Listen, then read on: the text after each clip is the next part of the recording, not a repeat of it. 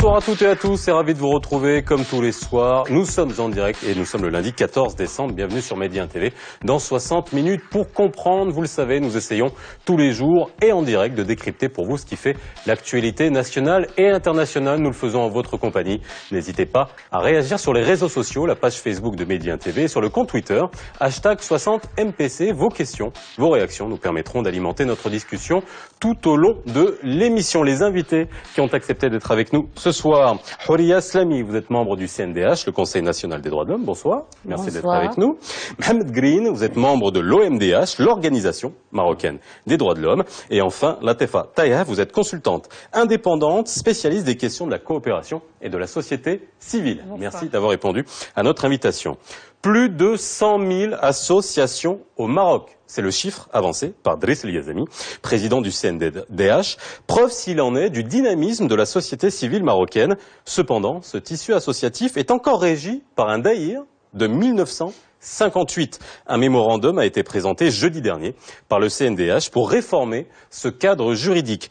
Créer une association peut sembler facile sur le papier, mais quelle est la réalité sur le terrain? Quelles sont les limites au bon fonctionnement de ces associations? Sont-elles toutes logées à la même enseigne? Ont-elles les coups des franges? Quelles recommandations pour améliorer la situation? Liberté d'association, une réforme nécessaire, c'est le titre de l'émission de ce soir. La liberté d'association, un débat qui s'impose de plus en plus au Maroc, là où cette liberté est régie par le daïr du 15 novembre 1958. Selon le daïr en question, l'association est la convention par laquelle deux ou plusieurs personnes mettent en commun d'une façon permanente leurs connaissances ou leur activité dans un but autre que de partager des bénéfices. Dans un mémorandum, le Conseil national des droits de l'homme a recommandé la révision du daïr de 1958. Parmi les propositions du CNDH, accorder aux enfants âgés de 15 à 18 ans le droit de constituer leurs propres associations, aligner le statut juridique des associations étrangères sur celui des associations nationales, permettre de déposer par voie électronique la déclaration de constitution des associations ou de renouvellement de leurs organes dirigeants. Le document préconise aussi d'adopter un statut particulier pour les fondations. Il propose de clarifier les modalités d'obtention de ce statut et de mettre en place un cadre juridique statutaire de l'action associative bénévole et volontaire. Sans oublier d'élargir le droit de saisine de la haute autorité de la communication audiovisuelle à toutes les associations légalement constituées.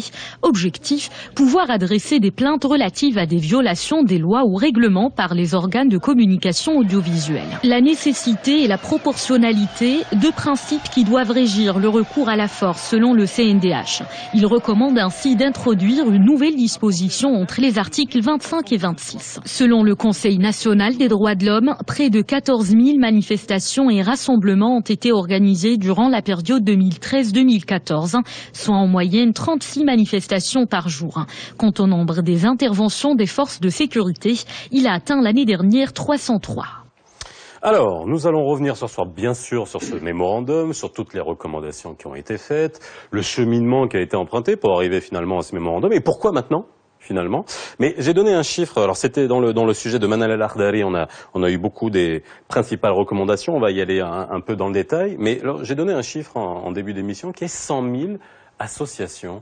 Est-ce que quand on a un chiffre comme ça, est-ce qu'on peut dire que la société civile marocaine est dynamique? Est-ce qu'elle a un poids? Est-ce qu'elle est en bonne santé? Bon, laissez-moi commencer par dire d'abord qu'il n'y a pas vraiment un chiffre exact du nombre. C'est une estimation? Il y a des chiffres qui sont avancés par le Haut Commissariat au Plan et il y a un chiffre annuel de déclaration de création de nouvelles associations ou de renouvellement de bureaux et de structures d'associations. Mais il y a un chiffre qui a été avancé en 2011, c'est celui de 45 000 associations. Ça, c'était en 2011. En 2011, mais il y a au fait, par exemple en 2014, 18 000 déclarations, soit de création d'associations, soit de renouvellement. Et donc il s'agit aujourd'hui, et là c'est un défi, de recouper tous les chiffres qui existent pour sortir un chiffre exact qui reflèterait au fait le nombre réel d'associations qui existent et qui sont actives sur le terrain. Alors, avant qu'on rentre dans les chiffres, justement, et puis on va voir qu'il y a eu vraiment des évolutions et des pics de demandes, de dépôts, de de création d'associations. Je fais réagir. On est quand même. Est-ce que vous, au-delà des chiffres, est-ce qu'on peut considérer que la société civile marocaine aujourd'hui a un poids particulier? Est-ce qu'elle grandit? Est-ce qu'elle évolue? Est-ce que sa parole porte? En fait, la société civile évolue, surtout a évolué, parce qu'il faut rappeler que le siècle dernier, la création des associations était essentiellement soit par des partis de l'opposition, soit par le pouvoir. Et donc c'était beaucoup plus des vecteurs d'une lutte politique, beaucoup plus que pour répondre à des aspirations de la population ou à des préoccupations de la population. Vous êtes en train de me parler des syndicats. Non, mais c'était aussi bien, les syndicats oui. aussi étaient considérés comme étant dans une approche léniniste de la part des partis de l'opposition, comme étant des relais de transmission auprès des masses, et les associations aussi. Mais le pouvoir ne gardait pas les mains liées, il créait lui aussi des associations qu'on appelait à l'époque les associations des fleuves et des montagnes. Et, depuis la fin du siècle dernier et le début de ce siècle, on a vu naître beaucoup d'associations qui sont l'émanation de la société civile, soit pour ouvrir un champ d'action pour des anciens militants et militantes qui ont été déçus par l'action politique, notamment au niveau de la gauche, et qui se sont reconvertis et se sont réinvestis dans le champ associatif, soit carrément pour répondre à des préoccupations et des besoins de population et de différentes catégories sociales. Ceci dit, on ne peut pas dire que la société civile marocaine est très dynamique. Elle est là, elle est présente. La Constitution de 2011 lui a reconnu un rôle très important. Maintenant, la question qui se pose, et c'est là où nous, à l'Organisation marocaine des droits humains, nous partageons les propositions du mémorandum du Conseil national des droits de l'homme,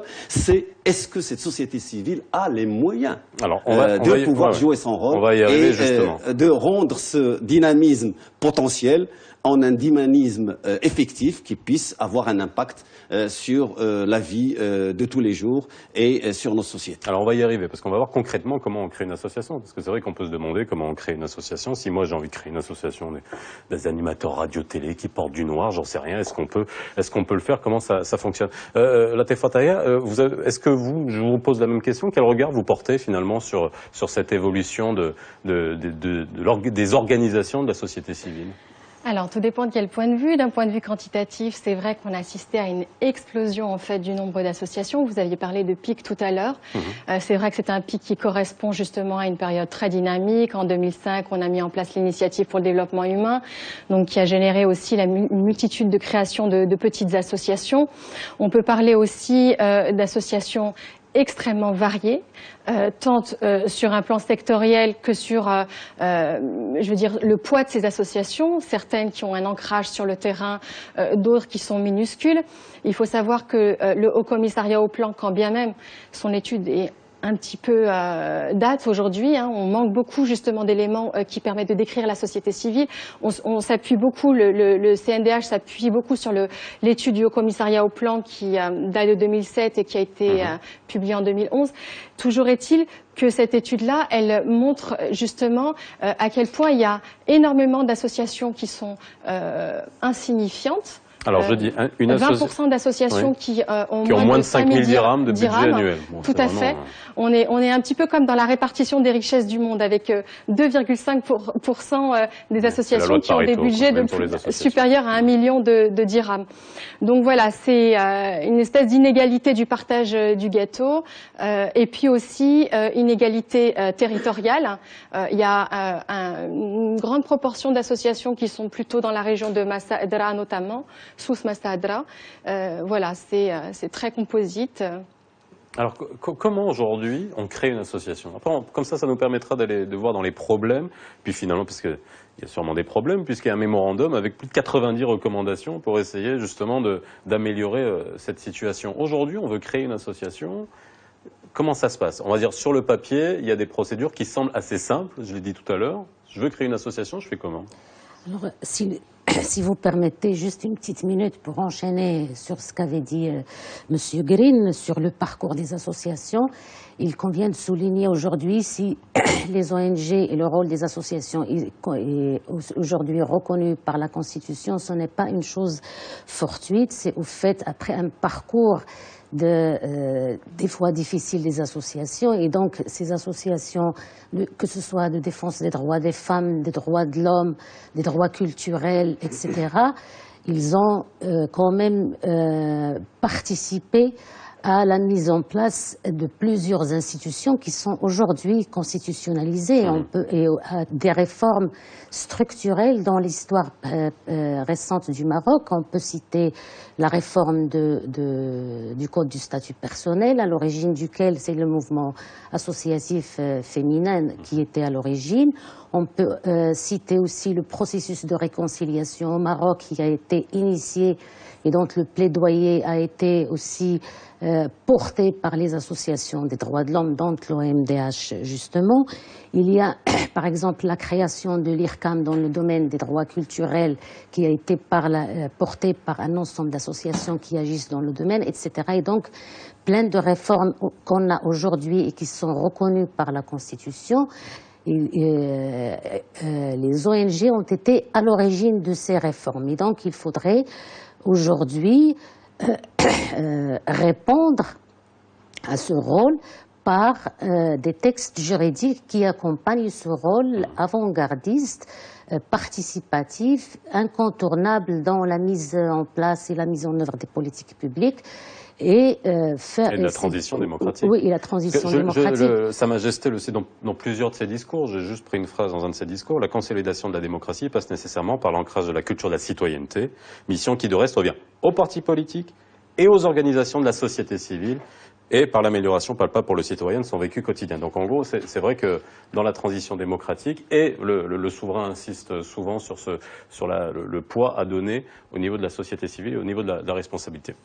Et donc créer une association est un acte citoyen en soi, et continuer à travailler dans une association est un acte citoyen qu'il faudrait accompagner aujourd'hui par des mesures dont quelques-unes ont été citées dans votre reportage, dans le mémorandum du CNDH, par des mesures et des réformes d'ordre juridique, d'ordre financier et fiscal et d'ordre organisationnel pour leur permettre justement d'accomplir ce rôle citoyen qui est aujourd'hui consacré par la Constitution. Alors justement, c'est pour ça que je vous ai posé la question, comment est-ce qu'on fait pour créer une association? Est-ce que c'est facile aujourd'hui? Pour créer une association, théoriquement c'est facile. Et deux ou plusieurs personnes se mettent d'accord, ils rédigent, faut être plus de deux déjà. Rédigent des statuts, tiennent une assemblée constitutive et vont faire une déclaration aux autorités dont ils dépendent, au Qaïd ou à la préfecture, et les autorités doivent leur remettre un récépissé provisoire et au-delà après, dans un délai de 60 jours, leur délivrer un récépissé définitif, et donc l'association est créée. Donc on est dans un système de déclaration. Pour les gens qui nous regardent, c'est déclaratif. C'est déclaratif. On dit qu'on existe. C'est pour cela que je nuance tout à l'heure les propos qui ont été tenus concernant le Code des libertés de 1958. Il est vieillot, mais il était révolutionnaire en époque, et il garde son actualité parce qu'il est basé sur un principe très simple, déclaratif. Donc on est dans la liberté. Et si les autorités locales estiment qu'une association, soit que son objet n'est pas conforme à la loi, soit les personnes qui la composent sont interdits d'exercer une association associative de par la loi, ils ont 60 jours pour aller devant le parquet et demander que cette association ne voit pas le jour. Donc il est dans l'esprit déclaratif. Maintenant la pratique. Dans la pratique, les cas ne sont pas très nombreux. Ce n'est plus comme c'était le cas au siècle dernier, mais il persiste quand même. Quand vous dites siècle dernier, c'est avant 2000. Hein. Avant 2000. Oui. On sait bien que le siècle se termine en 1999. Il faut dire que les choses ont commencé à s'améliorer un peu la dernière décennie, vers le début des années 90, les choses ont commencé à s'améliorer. Mais il se trouve que toujours, il y a certains cas, je crois, si ma mémoire est bonne, une 40 à 50 cas qui sont connus et qui portent d'ailleurs préjudice à l'image du Maroc parce que on les retrouve un peu partout dans les différents rapports où les autorités n'ont pas donné ce fameux récépissé définitif. Alors, pire encore, dans certains cas... Ils donnent le provisoire. Mais parfois, on ne donne même pas le provisoire, alors que le provisoire est un simple reçu. Vous avez déposé un dossier, on vous donne un reçu, notamment. Normalement, ça devrait se passer le même jour. Mais donc, c'est pour cela que nous sommes dans l'esprit déclaratif. Et d'ailleurs, toute la jurisprudence au Maroc, dans tous les tribunaux du Maroc, que ce soit à Agadir, à Casablanca, partout où il y a eu des procès, eh bien, la jurisprudence marocaine a confirmé le caractère déclaratif. D'ailleurs, je ne sais pas pour faire de la pub, mais il y a un beau livre qui résume toute la jurisprudence dans le domaine des libertés publiques et qui démontre que la jurisprudence a toujours respecté ce principe déclaratif. Je voudrais revenir quand même sur le rôle de la société civile dans la construction démocratique. Vous savez que la société civile est l'expression des besoins, des attentes, des préoccupations et même des intérêts de catégories de citoyens. Et imaginons le jour où on aura une maturité de la société civile, où à la veille des élections, que ce soit régionales, locales ou nationales, les partis politiques, chacun de son point de vue, du projet de société qu'il porte, ira discuter avec les différents représentants de la société civile pour signer des contrats. Et on rentrerait dans ce cas-là dans une sorte de démocratie contractuelle qui est une étape beaucoup plus avancée par rapport à la démocratie participative et qui permettrait de résoudre ce problème que nous vivons toujours dans le mouvement de la société civile. Liberté, indépendance par rapport à l'action politique, mais ne pas rentrer dans la neutralité. Ne pas sombrer dans la neutralité. Parce qu'on ne peut pas rester spectateur devant des choix concernant le type de société que nous voulons dans notre pays et dire, moi, je suis société civile, je dois être indépendant et je dois être neutre. Et là, vous trouvez que la classe politique, justement, il y a une rupture, il y a un manque de dialogue. On avait fait une émission sur les syndicats il y a quelques jours ici. Les syndicats sont dans leur rôle, tout le temps dire que le dialogue est rompu. On ne dialogue pas assez avec le gouvernement. Est-ce que aujourd'hui, vous trouvez qu'il y a eu une évolution dans le fait que le gouvernement écoute les organisations de la société civile ou c'est pas encore ça? Alors, il y a de plus en plus d'espaces de dialogue. Et paradoxalement, un sentiment de non-dialogue en fait. Oui. Donc, mais juste une chose, c'est pour revenir quand même, je reviendrai sur votre question, mais pour illustrer votre propos, il y a une étude très intéressante qui a été publiée par le Conseil régional des droits de l'homme de la région de Beni Mellel, justement sur ces questions d'autorisation. Parce que créer une association, ça peut être facile comme ça peut être kafkaïen. Et en fait, le chiffre qui a été donné par le CRDH, c'est que 44% des administrations locales exigent la production de documents qui ne sont pas exigés par l'article 5 du DAIR de 58. Et donc, vous avez par exemple, on demande des certificats de bonne conduite, un règlement intérieur de l'association. Il y a des exemples aussi où on demande un extrait de casier judiciaire. Mais ça, voilà. Parce que normalement, il faut que les statuts, les copies de carte nationale, le PV de l'Assemblée. Les copies de carte nationale, de notre point de vue, ça ne doit pas être exigé. Parce qu'il suffit de donner le numéro de la carte d'identité nationale. Les autorités ont la possibilité de connaître pourquoi fournir un papier supplémentaire. Et en plus, parfois, on demande les extraits d'acte de naissance. Et parfois, on va chercher un peu les personnes. Personnellement, pendant 8 ans avant, après ma sortie de prison, j'étais pratiquement, chaque fois que je figurais dans un bureau, ça traînait pour avoir le récépissé parce que quelque part, on a... D'ailleurs, le même problème était même pour obtenir le passeport. fort. Et donc, ce sont des pratiques d'une autre ère, je parle des années 80, qui malheureusement, elles sont limitées. Pas partout, mais c'est pour cela qu'il faut qu'il y ait une clarification de la loi. C'est pour cela que le mémorandum du Conseil national des droits de l'homme arrive à point nommé, parce que quand les règles ne sont pas très claires, quand les procédures ne sont pas très claires, eh bien on laisse faire, mais chaque fois qu'on veut bloquer tel ou tel, eh bien c'est à la bonne volonté du responsable.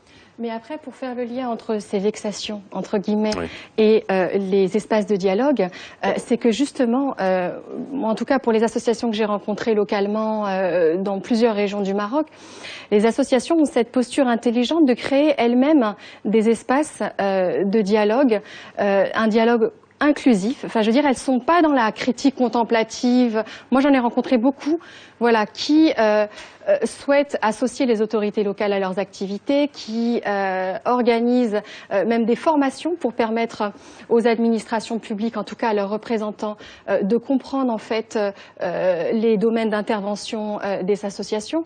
Et c'est là où justement on se demande si dans quelle mesure, en fait, les autorités locales, les agents, en tout cas, publics, sont informés ou pas sur voilà, leurs devoirs envers les associations. Et il en va de même aussi pour des associations qui alimentent elles-mêmes ce système-là en étant spontanément dans un régime d'autorisation au lieu d'être dans un régime déclaratif. Donc on sent qu'il y a, voilà, que l'information ne circule pas vraiment. On peut peut-être l'attribuer à d'autres raisons, mais en tout cas... Donc, ce que vous êtes en train de me dire, c'est que juridiquement, même si ça relève du Daïr de 1958, finalement ce système déclaratif, il est bon. C'est-à-dire dans le principe, le concept, il faut pas plus, il faut pas moins. Maintenant, le problème, c'est dans la pratique. De manière très claire. Ce que justement propose le mémorandum du CNDH, que ce soit pour les ONG, parce qu'il s'agit au fait de deux mémorandums, un mémorandum sur la liberté d'association et un mémorandum sur les rassemblements publics. Et donc pour les deux, nous recommandons de consacrer ce régime libéral qui a été prévu dans les lois de 58 et que le régime soit uniquement déclaratif, et nous proposons aussi que cette déclaration soit faite par voie électronique pour plus de transparence et pour plus de suivi de la part des associations. Et donc cela a été dit dans votre reportage, et nous proposons aussi la simplification des documents à produire et un ensemble de mesures incitatives justement pour la création d'associations, que ce soit l'exonération du droit de timbre, etc. Et comme cela a été dit par ma collègue, l'enquête qui a été faite par la CRDH de Khoribga Bni Mellal, elle a travaillé sur un échantillon de 300 associations pour voir un petit peu les différences au niveau de la déclaration de la création d'associations au niveau de différentes communes ou auprès des agents de l'autorité. Et des fois, entre un territoire et un autre, il y a des différences qui sont injustifiées ou injustifiables de par l'interprétation des agents d'autorité locale des textes de loi. Et donc aujourd'hui, il n'est plus permis d'avoir ces différences au niveau des régimes et de traitement de la déclaration des associations. Il s'agit d'unifier toutes les procédures, qu'elles soient claires, et au fait, un des moyens d'harmoniser tous les régimes, le régime déclaratif, c'est de le rendre électronique. Par rapport aux espaces de dialogue, j'aimerais rappeler au fait que même au moment de l'annonce de la réforme de la Constitution, il faut juste rappeler un chiffre, c'est que la Commission de réforme de la Constitution a reçu quelque chose comme 180, près de 200 mémorandums de partis politiques, de syndicats et d'associations. Le nombre de partis politiques et de syndicats étant fixe, on peut dire qu'il y a eu quand même quelques 140 à 160 mémorandums d'associations.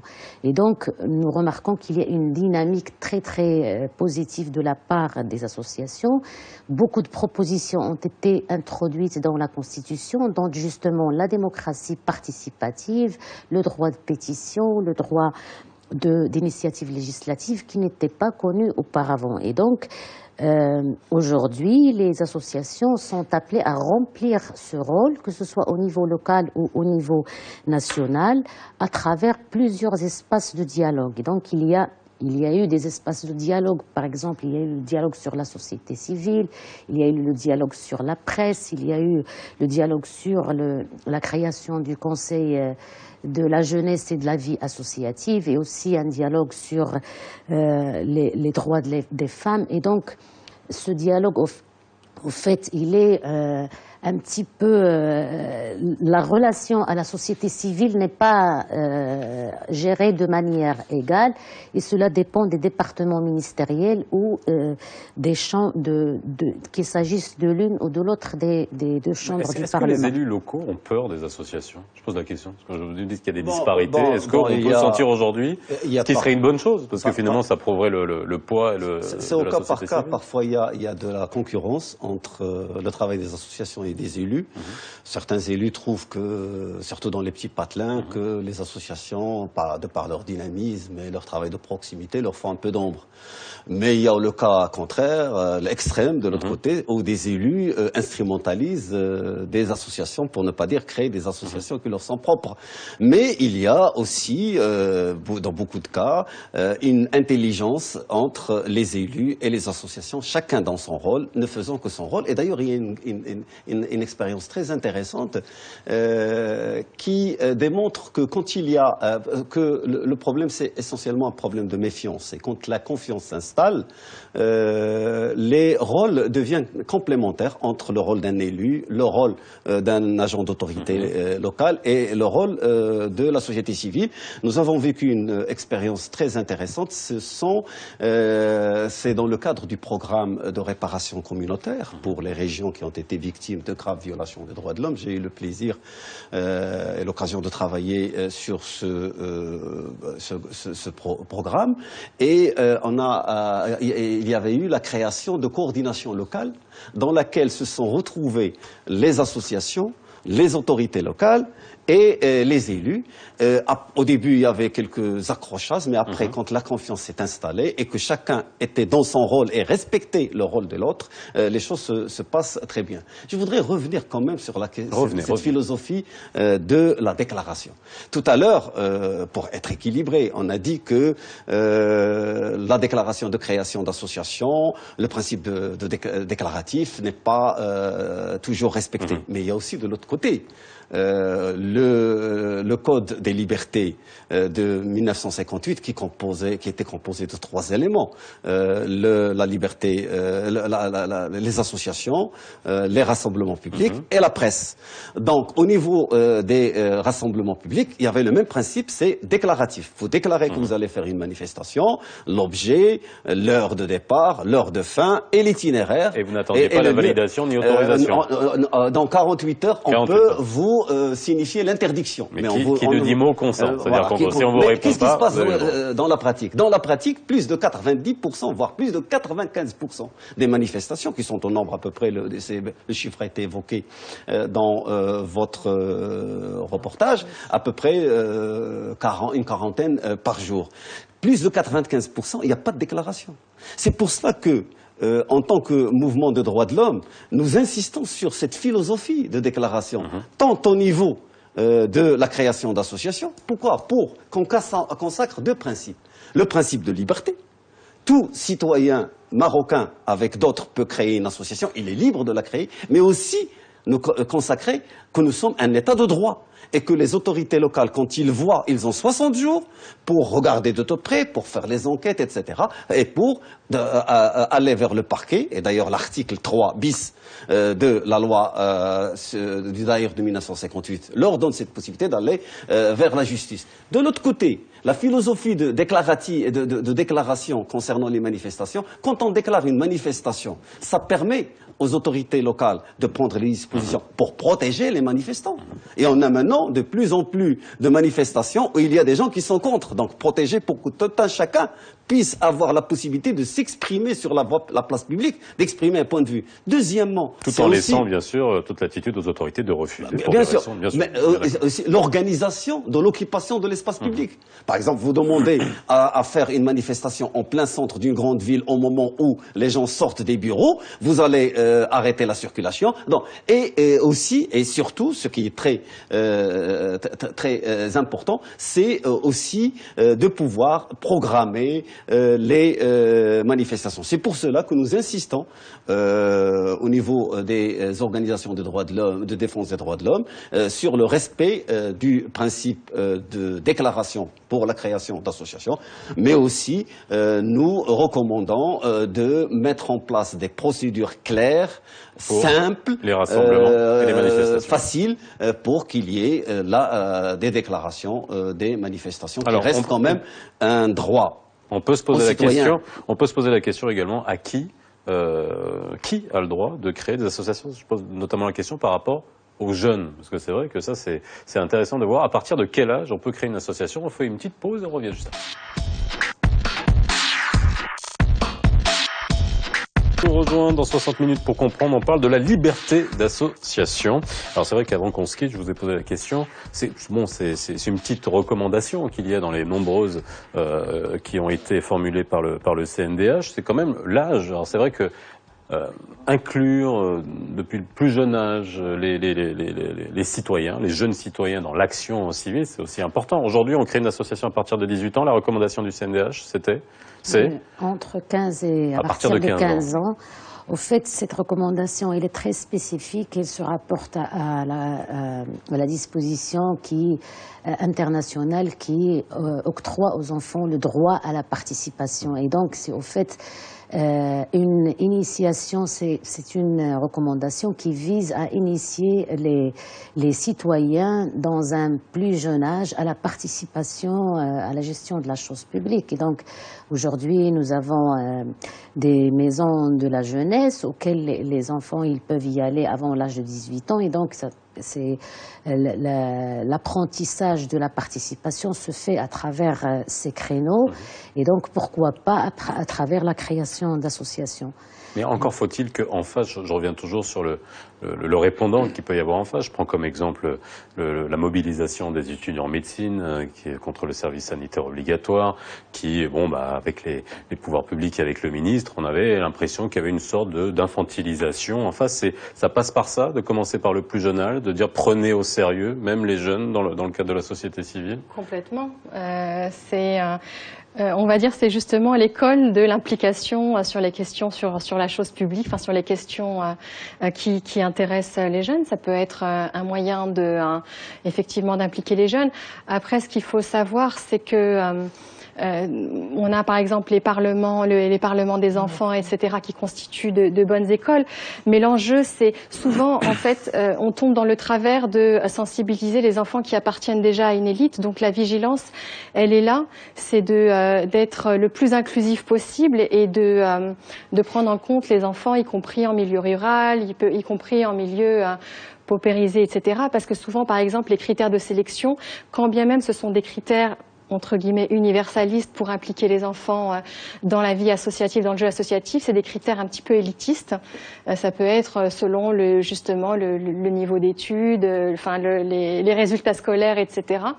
Et donc ça peut être discriminant. Donc la vigilance serait là, ce serait de toute façon, voilà, d'en faire un programme d'envergure nationale. Déjà, tout ce qui relève ce qui relève de l'éducation civique, de faire de l'éducation civique. Mais on connaît les problèmes de notre éducation. Est-ce qu'il y a la place pour ça déjà? Ça, c'est un autre débat. Oui, mais c'est un autre débat, mais c'est très lié. C'est une partie de la solution aussi. Oui, c'est une partie de la solution. Alors, une fois on a bien parlé de la création des associations, une fois qu'elle est créée, cette association, quels freins elle rencontre? Parce que pour avoir une association, on a donné le chiffre, je le rappelle, 20%, une association sur 5 fonctionne avec moins de 5 000 dirhams de budget annuel. Seuls 5,4%, donc ça c'est l'étude du HCP, disposent d'un budget annuel de plus de 500 000 dirhams et à peine 2,5, plus de 1 million de dirhams. Je repense à la proportion que vous nous avez donnée tout à l'heure. Le nerf de la guerre, c'est l'argent. Alors, comment se financent ces associations? Quels droits ont-elles en termes d'appel à financement? Comment ça fonctionne? Bon, moi, je voudrais, puisque vous parlez un peu du financement des associations, en tant que membre d'une organisation de droits de défense, de défense des droits de l'homme, et puisque la question des financements, notamment extérieurs, a été posée à différentes occasions au Maroc, je voudrais quand même dire quelque chose qu'il faut arrêter de diaboliser le financement extérieur, notamment d'une partie la plus mature de la société civile marocaine pour au moins 3 raisons. La première, c'est que dans les accords que l'État marocain signe avec des partenaires étrangers, que ce soit dans le cadre du partenariat bilatéral ou multilatéral, il y a toujours un segment qui est important, qui est destiné à la société civile, de financement de la société civile. On voit tous les accords avec l'Union européenne, avec la Banque mondiale, donc il y a toujours un segment important. Donc ce n'est pas une hérésie, c'est un segment essentiel de la coopération internationale. Deuxièmement, c'est que qui sont contrôlés, encadrés, juste à cet statut. Bien sûr qu'ils sont contrôlés, voilà. puisque de par la loi, les associations et organisations qui bénéficient d'un financement extérieur doivent le déclarer dans un délai d'1 mois, 30 jours, au secrétariat général du gouvernement, en précisant le montant, l'usage et la partie qui accorde la provenance. Donc, je disais tout à l'heure qu'il y avait le premier argument, que c'est un segment important de la coopération internationale. Le deuxième, c'est que il n'y a pas d'alternative nationale. Il n'y a pas d'alternative nationale, c'est que même pour les associations et les organisations qui ont le statut d'utilité publique, le financement tarde à venir, alors que ces associations servent déjà à encadrer les citoyens, à rendre des services que les pouvoirs publics, de par leur action classique, ne peuvent pas rendre. Et en plus de cela, c'est une source d'emploi énorme. Imaginons 100 000 associations qui, si elles avaient les moyens, si elles étaient actives, et disons en moyenne 4 employés, pas les grandes pourront avoir plus et les petites 1 ou 2, ça fait quand même 400 000 emplois, 500 000 emplois, et ça peut répondre à des besoins qui sont là. Par exemple, tout ce qui est préscolaire, où une grande partie de la population... Non, mais on ne va pas expliquer pourquoi les fonds. On sait très bien à quoi peuvent servir les fonds dans toutes les causes que peuvent défendre les associations. Les cours de soutien, les services aux personnes âgées, aux personnes en situation pourquoi vous l'avez souligné, le gouvernement voulait serrer la vis, être beaucoup plus vigilant sur la... Non, mais la vigilance... Non, la vigilance, on est d'accord. Mais elle a la loi, elle a la loi, elle a le droit. Quand on voit que le Maroc ne peut pas non plus être un pays où chacun va déverser ses fonds pour pouvoir servir des agendas qui sont du moins pas dans l'intérêt du pays, parfois même franchement contre les intérêts du pays. Alors, au jour d'aujourd'hui, on n'a pas de vision consolidée sur l'ensemble des financements publics secteur par secteur, mais ce qu'on sait, c'est que les fonds publics abondent les associations à hauteur de 6% de la manne financière des associations. 6,1% précisément. Seulement 6,1%. Seulement 6,1%. D'où vient tout le reste? Le reste viendrait, moi je parle au conditionnel parce qu'on n'a pas vraiment d'études très étayées récentes, de l'appel à générosité du public, ça ne concerne effectivement que les associations d'utilité publique. Elles sont à peine plus de 200. Ensuite, elles viennent de dons. De personnes, des cotisations des membres, d'où ce chiffre de 20% d'associations qui fonctionnent avec moins de 5 000 dirhams annuels, parce que justement c'est très peu de financement au niveau national. Ensuite, ce qui se passe aussi, c'est que il y a beaucoup d'associations qui n'ont pas forcément aussi accès à l'information sur les appels à projets, les appels d'offres. Aussi bien des appels émanant des pouvoirs publics marocains que des agences de coopération bilatérale étrangères. ou multilatérales.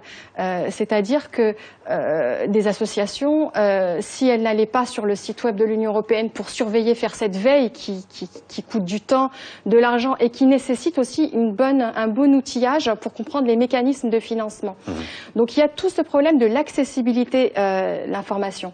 Par exemple, de voir, mais peut-être qu'on abordera les questions des solutions après, histoire d'être constructif, mais voilà, ne serait-ce que d'avoir des appels à projets en arabe, des appels à projets simplifiés, je veux dire, dans les termes, qui ne soient pas trop technocratiques, pour qu'ils soient accessibles aux associations nécessitant. Alors, par rapport au financement.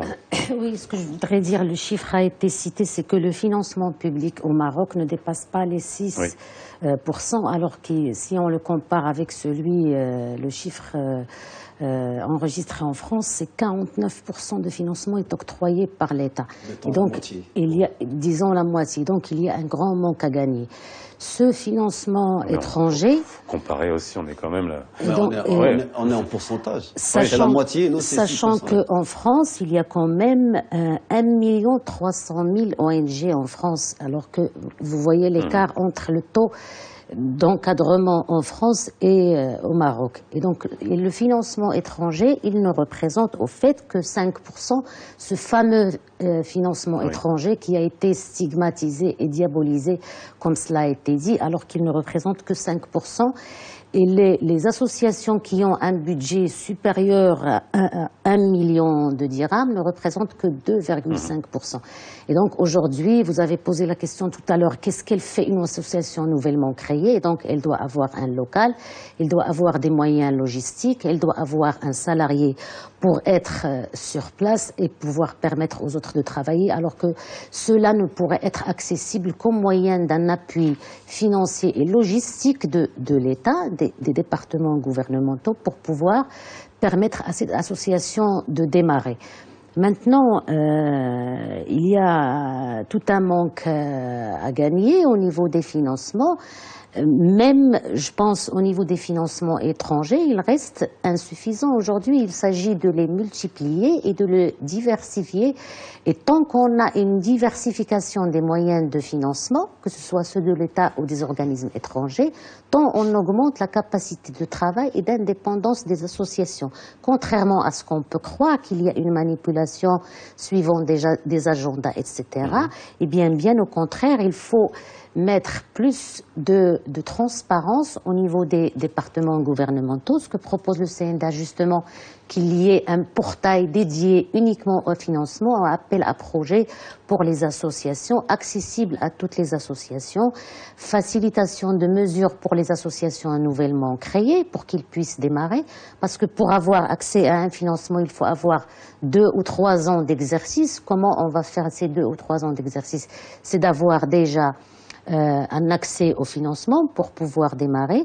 Ce qui manque aussi, c'est le financement structurel qui permet aux associations d'exister et de se pérenniser. Alors justement, parce que vous me parlez de subventions, mais il y a aussi des associations qui, dans leur ADN, finalement, c'est aussi d'avoir des adhérents. Et je prends l'exemple des associations de protection du consommateur. Consumérisme commence à peine. On a quand même une fédération d'associations de protection du consommateur. Je les reçois très souvent sur les plateaux de radio. Et on se rend bien compte que les gens font appel aux associations de protection du consommateur que lorsqu'ils ont un problème, mais ils ne pensent pas à adhérer et à contribuer avant. Est-ce qu'il y a cette culture-là aussi, est-ce qu'elle est importante? Parce que l'union fait la force, même si vous cotisez 200 dirhams, 300 dirhams par an ou 400 dirhams par an.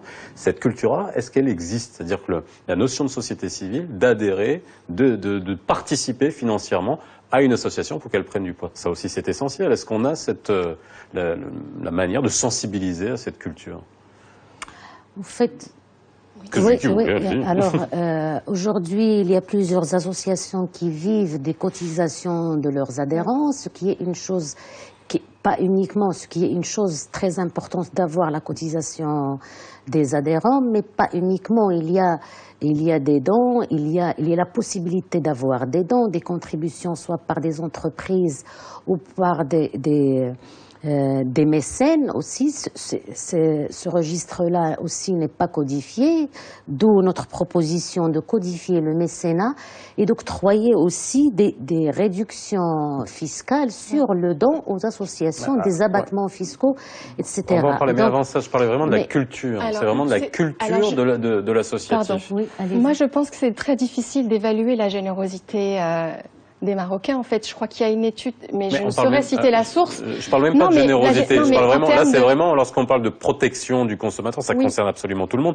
Il y en a d'autres, hein, protection de l'enfance, etc. Quand même la générosité pour pouvoir cotiser et pour pouvoir être altruiste, ça peut être aussi un peu égoïste en se disant, quand j'aurai un problème, ça me permettra d'avoir des gens qui me défendent. C'est pas une condition d'exiger d'un citoyen d'adhérer à une association pour pouvoir bénéficier c'est pas important d'avoir cette culture-là. On voit bien la force en France des UFC Que Choisir, des 60 millions de consommateurs qui ont des poids absolument incroyables par rapport à l'industrie et par rapport. En fait, il y a un déficit d'engagement citoyen. On le remarque même dans les syndics. Là, vraiment, c'est l'entretien de l'immeuble. Donc, les gens réchinent parfois, mais quand même, les choses avancent. Les mentalités sont en train d'évoluer. Et là, c'est un travail qui nous ramène toujours à l'éducation, on en parlait tout à l'heure. La culture de la citoyenneté. La culture de la citoyenneté, l'engagement. Maintenant, pour la générosité, il m'a été permis, j'étais président délégué d'une fondation qui travaillait dans tout ce qui est action sociale pour un grand groupe et économique marocain. Et je rencontrais beaucoup de trésors de générosité, de personnes insoupçonnables. Maintenant, il y a le problème de la confiance.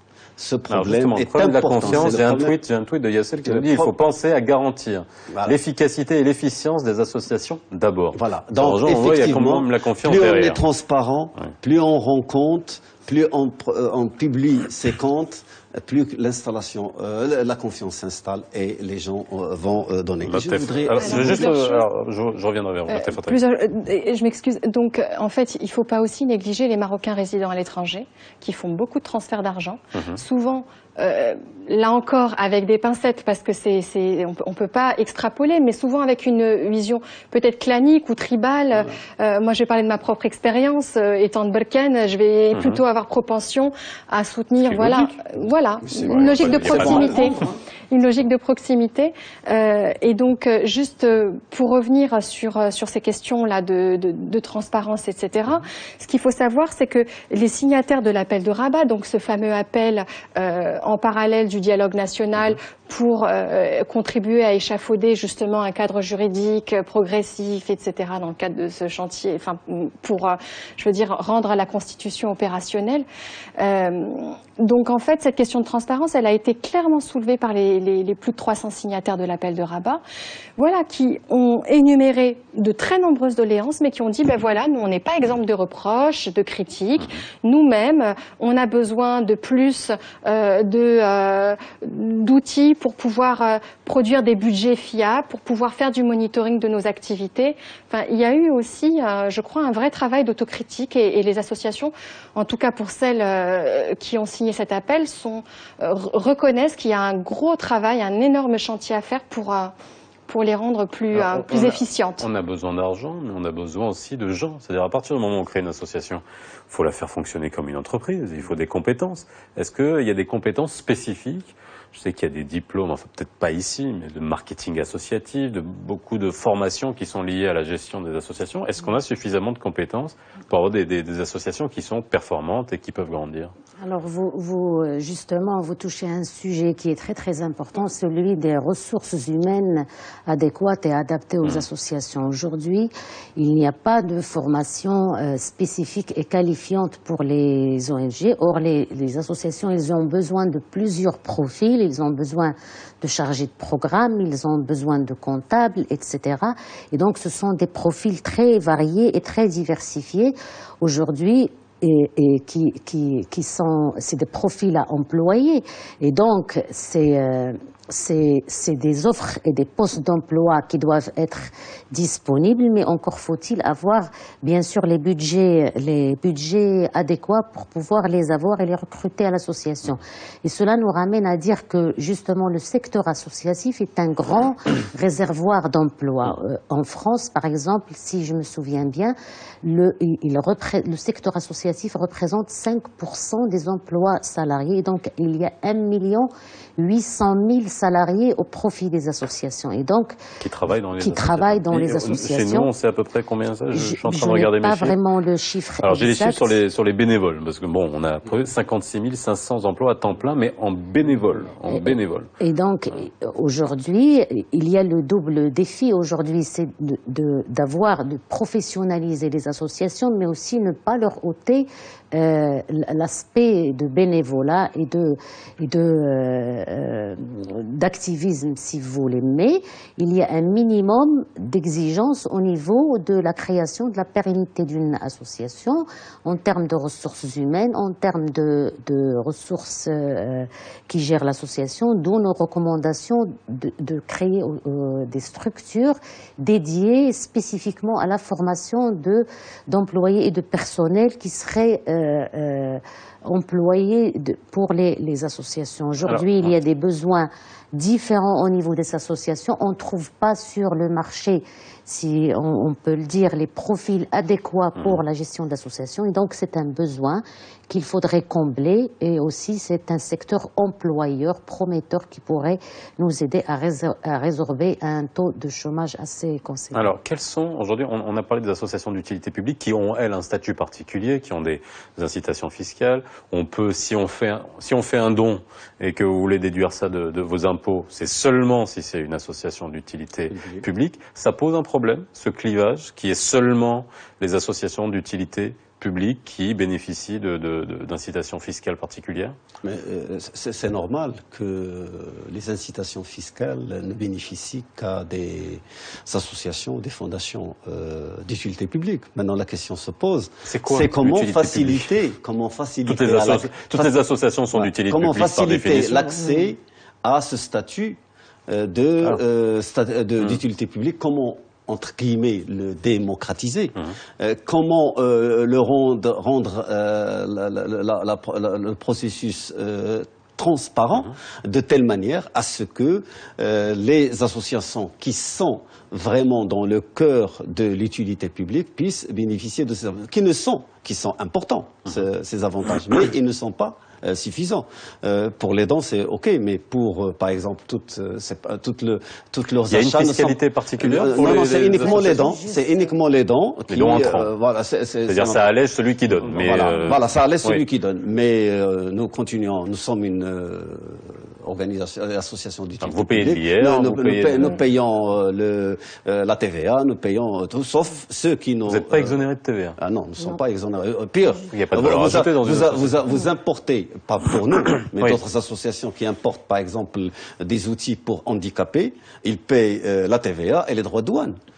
Donc là, il faudrait quand même qu'on légifère. Je voudrais revenir quand même sur la question qui a été soulevée par Houria Eslami, sur le rôle que pourraient jouer les associations comme pourvoyeurs d'emploi. Ils peuvent même aussi être un levier de développement économique et social du pays. Et pour cela, il faut régler les dysfonctionnements ou le manque de compétences dans certains domaines où il y a un manque dans les associations. Il y a tout d'abord la confiance, sachant qu'il y a aussi des procédures pour les bailleurs de fonds étrangers qui sont très complexes. C'est pour cela qu'il faudrait imaginer une sorte d'intermédiation, un organisme intermédiaire entre le tissu associatif et les bailleurs de fonds de l'autre côté, qui permettrait d'être un sas, qui permet de filtrer avec des appels à propositions dans différents domaines pour choisir les associations qui sont capables de mener des projets, de les accompagner et aussi d'aller faire une démarche commerciale. Par exemple, je vous donne un exemple où le Maroc peut se positionner. C'est tout ce qui est compensation volontaire de carbone. Vous savez qu'il y a maintenant un grand mouvement international où il y a des personnes physiques des sociétés dans les pays où la compensation n'est pas obligatoire, notamment aux États-Unis, des communes qui veulent compenser volontairement le carbone qu'elles dégagent. Et ce sont des teneurs de compte à travers le monde qui, eux, reçoivent les fonds, vont les donner à des associations et des organismes qui vont mener des actions qui permettent de résorber le carbone, et ils font des comptes rendus. Imaginons, il faut savoir que il y a des teneurs de compte en Amérique du Nord, en Europe il y en a deux, en France un français et un en Grande-Bretagne, il y en a en Asie, mais il n'y en a pas en Afrique, au Moyen-Orient. Et là, ça pourrait être un créneau, parce qu'on peut polluer en Suède et compenser au Maroc, ou ailleurs, parce que c'est une compensation qui peut...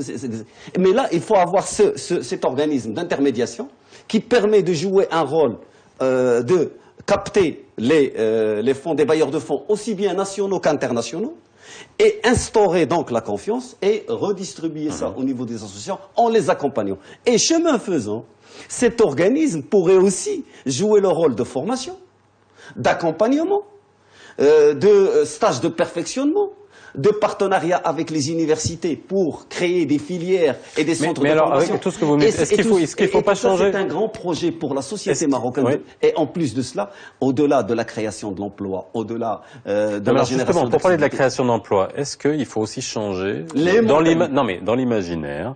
Est-ce qu'on peut imaginer que les gens acceptent que, par exemple, dans une association qui est normalement à but non lucratif, on emploie des gens extrêmement bien payés parce qu'ils sont efficaces et parce que prendre un manager qui va être extrêmement bien payé, est-ce que les gens sont prêts à accepter ce genre de choses? Ah non, mais c'est une réalité maintenant dans les grandes... Ça se fait de façon empirique, effectivement. Dans les grandes associations, ça devient une réalité. Parce qu'il y a une vraie évolution en compétences. Et justement, ça fait le lien avec la formation. C'est que...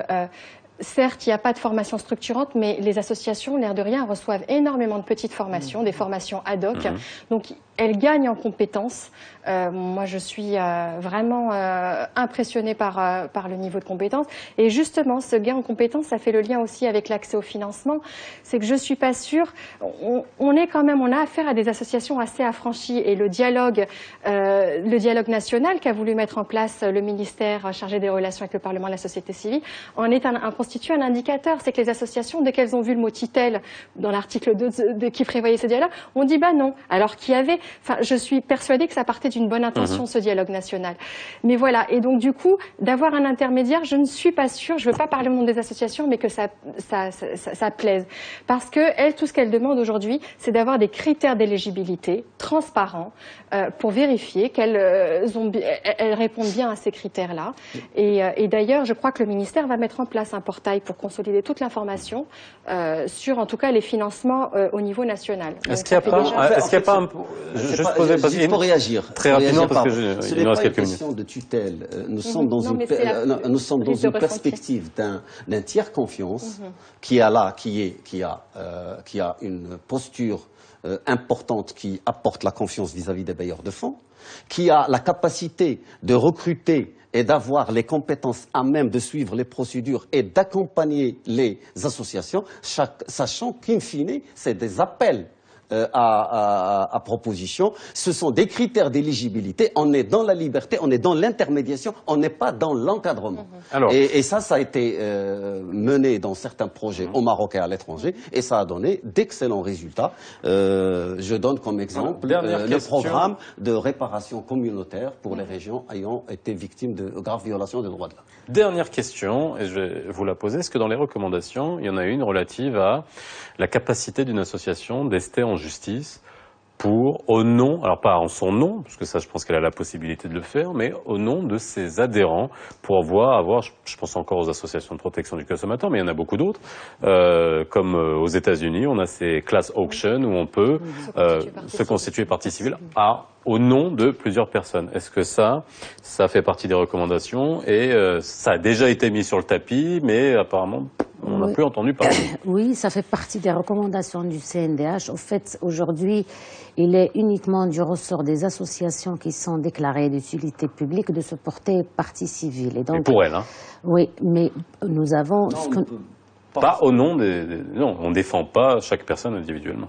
Non, elle a le droit de se porter partie civile dans quelque action. Non, mais pour défendre quelque droits de l'homme peut se porter partie civile sur une affaire de violation des droits de l'homme. Même si une action déterminée. Et donc, ce que nous avons proposé, et ça me permet de revenir sur la question de l'utilité publique, ce que nous avons proposé, c'est au fait de généraliser tous les bénéfices et acquis qui sont octroyés aujourd'hui à certaines associations sur des critères pas très clairs, l'utilité publique, de le généraliser à toutes les associations et donc, sinon, dans une période transitoire, de clarifier ce que c'est que cette notion d'intérêt général. Intérêt général et utilité publique. Et donc aujourd'hui, il n'est plus acceptable d'avoir ce statut discriminatoire. On en a combien? On rappelle le chiffre? Seulement une centaine? Un peu plus d'une centaine? Plus de 200. Plus de 200. Oui. Et donc, et dans une phase transitoire, on demande aussi de clarifier les critères selon lesquels ce statut est octroyé. Et donc, je voudrais juste revenir un petit peu sur la fiscalité parce que c'est très très important. Il y a une série de mesures qu'on a proposées concernant l'exonération d'associations, de l'IGR, des charges sociales de leurs salariés, etc. Toutes ces mesures permettront aussi de faciliter bien sûr l'activité, c'est normal pour les alléger. Merci à vous d'avoir été avec nous ce soir en direct dans 60 minutes pour comprendre. Excellente soirée sur Média TV, la rediffusion à 22h40 si vous nous avez pris en route. À demain.